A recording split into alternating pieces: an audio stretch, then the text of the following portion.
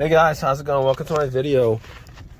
Alright, so I want to give you guys an update on a situation that I had recently, like a couple days ago, and it's going to be a quick fix if you guys have this situation yourselves.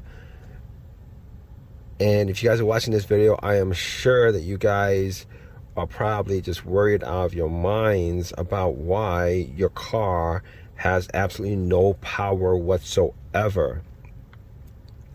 So the situation with me was I was at Walmart buying something. My car worked fine for the time that I drove it that day.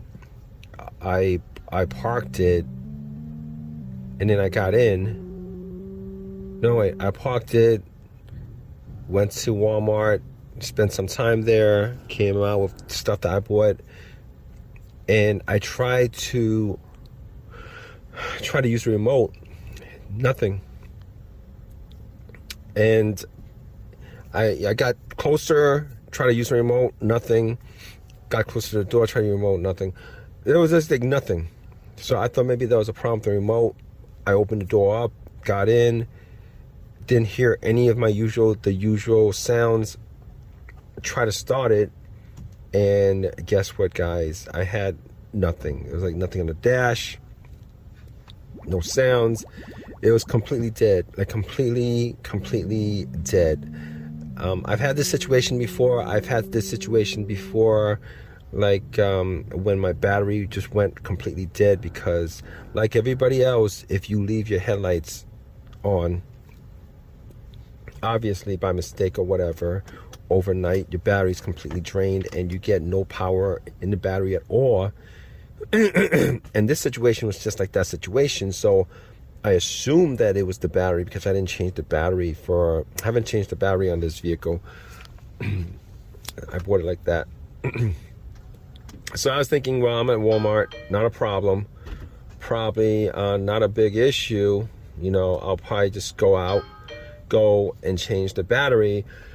But before I did that, I actually had to make sure that it was the battery that was dead. It seems just like it, because there was no electricity at all.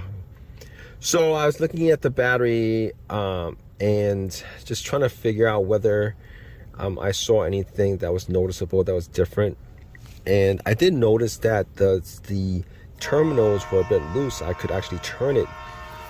And I actually did turn it, came back in my car and tried to start it, wiggled it, both of them, the positive and negative, tried to start it, and still had the same issue where it just had no power whatsoever. So I was thinking, they're a bit dirty, right? So I had some Coke that I bought, and I had some paper towels. I poured a little bit of Coke on the terminals and on the cables, and I cleaned up the positive and negative. I cleaned them up, as best as I could, put the cables on. I was hoping maybe it'll start to work, and try to start it, and got absolutely nothing. Same situation, got absolutely nothing. So, and I also noticed that there's no spark when I put the cables back on. Normally you'd see a spark just because that's normally how electricity works when you put it on a power supply.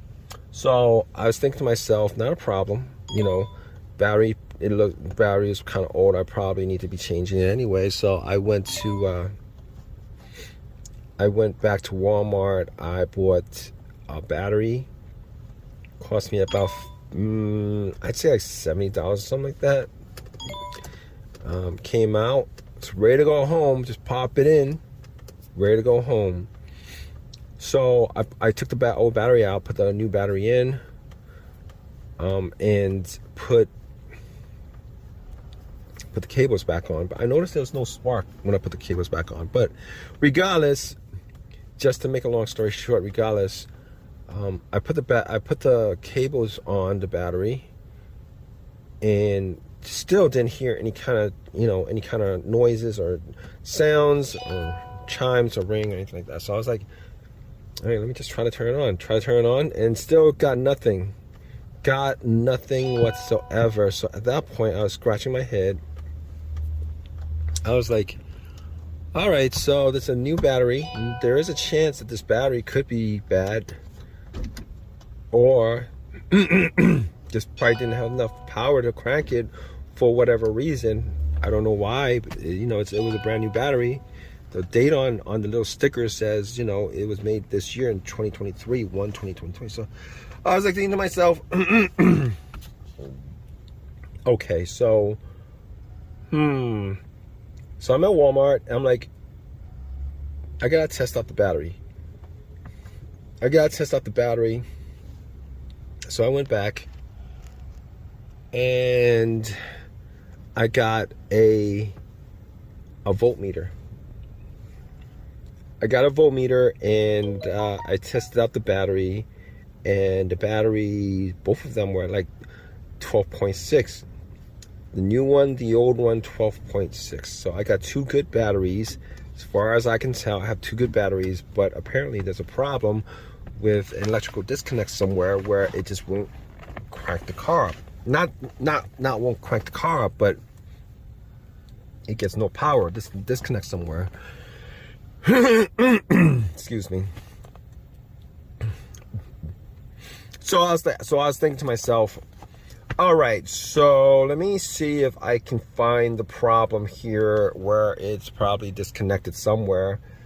And I was thinking to myself, maybe it's the negative cable, because if a lot of times what happens is the negative cable, for whatever reason, if you have an older car, the negative cable, sometimes it gets the wires, for whatever reason, comes off the plastic covering, and for whatever reason it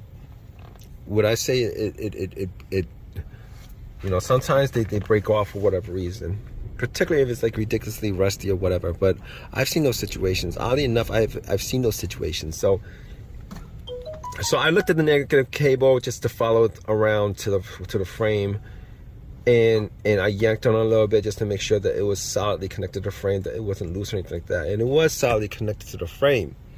So because of that, okay, I'm just eliminating the negative cable. And I was thinking to myself, let's look at the fuse box. Maybe the fuse or relay, possibly a fuse. I don't think it's a relay, a main relay. Well, maybe there is a main relay for the whole entire vehicle where the battery connects to the fuse box. But I was looking at the fuse box, mostly with the fuses. I was looking at the fuses, and I was thinking to myself, where is there a burnt fuse? And I didn't see a burnt fuse at all. I didn't see a burnt fuse. I didn't see, I didn't smell anything. There was nothing that looked outside of the ordinary. So I was thinking about going back to get a fuse tester at Walmart, and good thing that I'm at a place where I can get all this stuff. But I was thinking to myself, probably not, because it didn't look like there's anything wrong with any of the fuses. Now, I can't be 100% sure, probably like 99% sure there was nothing wrong with the fuses. And I was like, what else could be the problem? And then I was looking at the terminals, and then it dawned on me that there was a big block of the deposit terminal had a huge block on it. Like, it's a huge it's a block. And I'm looking at the plastic windows to these little connections, and I noticed that one of them actually looked like they were burnt. And then I actually took a screwdriver and I took the window off, the little opening off, the plastic window. I took the little mini plastic window off, and I noticed that there was a disconnect. It was burnt out, and then there was a disconnect. So it occurred to me that this whole entire situation probably could have been a result of this fusible link that's probably causing all the problems. So I actually took a screwdriver and I actually popped the screwdriver into to make that connection where it was broken off. And then once I did it, I actually heard noises. I heard like sounds coming. I heard sounds. So at that point, I knew that it was the fusible link that was the problem. So, so here's what I did actually. Funny enough, I had, I was looking for something that could actually connect, that I could stabilize into that link so that I could actually try the AutoZone to get it, because the nearest AutoZone was a couple miles away. I didn't want to walk. But instead of doing that, I was like, you know what? I'll just call Uber. I'll just get a Uber. And that's what I did. I actually got a Uber. Got to that AutoZone. Unfortunately, I didn't call them first. I didn't call them first to ask them whether they had the fusible link, and I didn't have that. So unfortunately, I had to go to, you know, at that point, obviously, I was calling other places to see whether they had it in stock. And there was another AutoZone that had it in stock. Obviously, I had the Uber to there.